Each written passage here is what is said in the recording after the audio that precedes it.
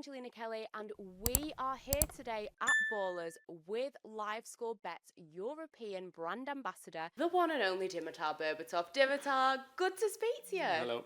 Thank you for joining us. Now, I know that you're here for a campaign titled Play with Control.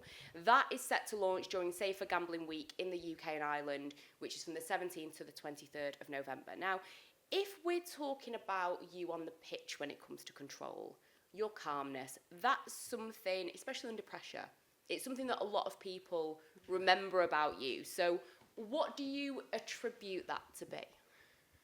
To slowing time down in my mind, or at least I thought that I was doing that. Yeah. So when the ball was flying towards me on the pitch, I was able in my mind to slow it down, this way slowing the game down around me and taking control of the whole situation. Of course, sometimes it worked, sometimes it didn't, but this was my protocol of doing things. And in that way, while the ball was traveling to me, I was slowing the time down, and then I was seeing all my teammates where they are on the pitch, so I was more capable and able to play the game with one touch, or maybe get the ball with my touch and turn around and then continue the play. But this was my way of, in the midst of all the chaos, let's say, that happening on the pitch sometimes, or the last minutes of the game when you need to score important goal, everybody's going crazy. Breathe, calm down, Yep. Gather yourself together, slow the time down, give me the ball, and then try to do something different, something important. Now, I know that you've spoken a lot about this kind of coolness and taking a bit of inspiration from martial arts films and kind of being the master, being calm and collected. Right. And I know that you were in a Manchester United ad recently for the third kit launch, and you were playing the role of the sensei. So I wanted to ask, did you ever have a footballing sensei? Did you ever have anybody in your life, in your career, that was that person? But there is difference. You mean the people I idolize when I growing up watching, or someone who was actually someone there with advice for me? Someone with advice. Well, you just didn't listen to anyone's advice. No, you must be really stupid not to listen to the right people for the right advice. Yes. But to be honest, most of the times growing up, where I used to grow up back in the day in Bulgaria, it was more about trusting your instincts. Either is for on the pitch, in the complex where I used to play football with the kids, is it in the school or different things, and learning to trust my intuition when I was going through my journey. Of course, I can easily say I had my family, my mom, my dad, my friends, but most of the time it's me trying to master my intuition of knowing what is right and what is wrong. And in all honesty, I said many times, my intuition was 99% right every time when I was trying to listen to her. The times when I didn't, that 1%, it was always leading me to places I don't want it to be. And of course, with me was sometimes asking people for advice, or just taking advice from people, but then needed to know, is it the right information or not? Because you can get the best advice from someone you don't know. Like I had it in my life, a situation like this. Or sometimes you get the wrong advice from the people next to you. So again, it's about taking that control and knowing how to separate the right information from the wrong information. Now, you talk about that intuition and making those decisions yourself. You were a very special type of player, in my opinion. It was almost artistic, the way that you would play. And I wanted to get your thoughts on the modern football that we are seeing at the moment, because we're seeing the resurgence of set pieces. Yep. We've got the long throws, we've got the long balls. When you played, like I say, you were the entertainer. You were so aesthetically pleasing. Do you watch this type of football and think do you find it entertaining? Now?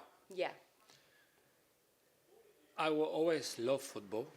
I mean, this is my first love, as they say, and forever loved. And I can never say a bad word about the game of football. Of course, it's about who you're asking and how they understand football. And thank you for the way you say the things about me. I also felt that I was an artist on the pitch, painting something. Sometimes I did paint masterpiece. Sometimes I paint. I'm not gonna say what, but that's how football works. That's how life works. Now these days, football changed a little bit, of course, but to be able to have different ways of winning football game is not a bad thing. If you know that you need to work on set pieces, you go and work on them and then take advantage on the pitch. If the other team didn't figure out how to use and stop you to using them. If you're gonna long throw and you think that's gonna make you score, you do it, because in the end of the day, football, it's about result, right? If you want to win trophies and then you look back and say, I want this, you need to win games. And sometimes winning the game is using your best qualities that you have. Of course, if you can do it in an artistic way, beautiful way, and then win games, oh my God, that's the best thing ever. And some teams doing it. But people forget that sometimes football is pragmatical, if that's the word, where you just go out there direct because you want to win. You're in a tight spot, you're last or you're bottom of the Premier League, let's say, you need to win games. You do it however you've got to do it. Yeah, exactly. And I guess we're seeing that with Arsenal, in that there's a lot of criticism about them, using set pieces and things, but they're getting the job done and they're winning. To be honest, I applaud them for this. And they are very smart of doing this because they know how to play football. They know how to move the ball, look for the space, technical ability up there with the best. And now they have another weapon in their arsenal to know when they need to, they'll use it, of course. Yeah. And they're scoring a lot of goals, which, as I said, great to them. And I think other teams are going to learn and take example of this and try to do the same. Now, I wanted to talk to you about Tottenham Hotspur because Thomas Frank is, becoming, he is a little bit more dependent on these kind of longer balls and set pieces, etc. What have you made to his start to life at Tottenham Hotspur? I think he's really well respected, and I think he was doing great things before coming to Spurs. So I think in a way this is, upgrade or next step in into his journey into management. I think he's in a great place because Spurs is a great team. They have everything at their disposal: great stadium, great training facilities, good players to go places. And when I say go places, now in my mind they need to build on that success they had with the trophy they won. Yeah. And they need to use it now and not even try. They need to go to the next level. Yeah. With the players they have, with the new manager, because everybody's now expectation is big for them. Go out there, win the games, win the trophy, win the next trophy. That's not possible, of course, every time. So for Spurs, the key thing they need to find, in my understanding, is consistency. Yeah. They find that consistency, winning. They have that mentalities, and then it's going to be more easy for all of the team. Of course, the manager is one of the most important pieces in that puzzle because he is the guy who says to his troops, to his soldiers, this is how we're going to play. Yeah. Direct, tiki-taka, technical, or maybe combine set pieces, long throw. He decides. And then you go there and you do it. In the case of Thomas Frank, I think he's have that flexibility, sometimes to play that tiki-taka, sometimes direct, set pieces if he needs to, because as I said, for good or bad results, you need results. Yeah. Otherwise, you're out of job in the end. What have you made of their attackers? Do you see a Berbatov type of player at Spurs? And also, the word about is that Ivan Toney is being linked to Spurs. I think not just from a fashion perspective, he'd look good in a Spurs shirt, but what do you think about him in a Spurs shirt? Well, first, I saw myself in Harry Kane when he was there, to be honest, because he still is going strong, even now, dropping deep, getting the ball, having the eye for the pass, of course, the goals. Yeah. Everybody knows about that, but he's not a goal scorer. He's a great football player, because there is a difference between a good football player and a goal scorer. There is a big difference. You can score goals, tappings, just score goals. But if you need to drop deep, get the ball, and then do something else, you're gonna have difficulty. With Harry Kane, it was all this put together, he was unbelievable. That's why I love watching him. Now, I don't think Spurs have the similar profile like him or me. Going to your other question about Ivan Toney, then if he decides to go there, the way he plays football is, let's say, interesting in a way that he knows where the goal is. He also looks calm under pressure. He can score goals. He can shoot, takes penalties as well. So is he going to be a good fit, if you ask me? Why not? Do Spurs need a striker to put a bit more pressure on the striker already there? If it's for good, yes. Sometimes you need to be careful because that can breed problems. Because football players, especially strikers, big egos, big personalities. We all think we are the special one, the chosen one. Yeah. and sometimes that can lead to more trouble into the team. Now, one footballer who is definitely one of the special ones is a former teammate of yours, Cristiano Ronaldo. We talk about Manchester United. He's done an interview recently where he was asked what he thought about Ruben Amorim, and he's talked about how you need miracles. Okay. Do you think that's a little bit harsh to say that Manchester United now are in need of a miracle? But when it says miracle for winning, Ruben Amorim needs a miracle. but for winning games, winning the trophies. I think that it's just about improving this team because he said that there are good players, but they don't always understand what it is to be a Manchester United player. Well, it's. If I knew the answer, honestly, probably I would be the manager of United. If I knew what exactly the team needs. I mean, Ronaldo has high standards. Why he's saying something like a miracle?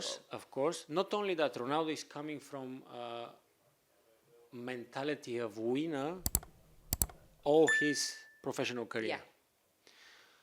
And I can back that up because for the 1 year that I used to play with him, you can I was seeing it like everybody else that he was preparing for something great. And when you step into dressing room full of winners, like I had the opportunity to be with United, and like Ronaldo did, and any other player who was there, we were learning from each other. Of course, there were other more old players and experience who gave that knowledge to us, and then you pass it to the next one. And this is what maybe United lost throughout the years because we didn't win the title since 2013, I think, last year of Sir Alex. So that winning mentality, although we won some trophies through the years, but the Premier League still evade us, if that's the word. Evade, yeah. So we need to get that way of to feel the starvation that is there for the Premier League, get that back, and because of this, get the ambition of winning. And when you get all this, the miracles will come. They will come as long as you fight for it, you work for it. I don't like the word luck, so I'm not going to use it. No. But when you work for it, and then when you prepare for it, in the right moment, the right time, you're going to catch that opportunity. Miracle happens in football all the time. And finally, I just wanted to ask you about Benjamin Sesko and what you've made of him so far. Because he's come under a little bit of stick, which I think is unfair, because I would imagine, and it's something that you can talk about, moving from the Bundesliga to the Premier League, moving to a new country, to a new culture, new language, etc. There's a lot going on, isn't there? It is, but when you are Manchester United brand and you are one of the most famous team in the world, and you are always in the spotlight, for good or bad, you're there. And when you put the shirt on, the pressure automatically is on you to perform.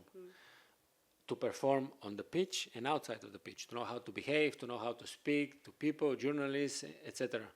So with him, maybe it's a slow start, but let's hope that he's taking that time to learn the new way of the Premier League, of his teammates, to learn how his teammates playing, to tell them how he plays. So that small details matters a lot in the games. When I make the run, just watch me. I will make that run for you. Give me the ball. Demand the ball. Of course, the strikers ultimately are judged by the goals they score, which, if you ask me, is not fair, because a striker can do so much more on the pitch, especially these days. Of course, if you have the ability like I told you before. Some strikers are just goal scorers. Like Haaland, for example. And they feed on the services of the players around you. So you need to have good players. They need to know that you are there, so they cross the ball, you score. Sometimes you have other qualities that you can make your own goals, or maybe make assists for your teammates to score. Drop deeps, like we spoke about Harry Kane. In his case, he have the speed, because I watch him. He's tall, he's strong, he's athletic. He can score with his head. The goals I saw he's scoring in his previous clubs, left, right foot, bangers. Yeah. I mean, and I'm like, well done, he's coming to United. Now I'm again cautiously optimistic.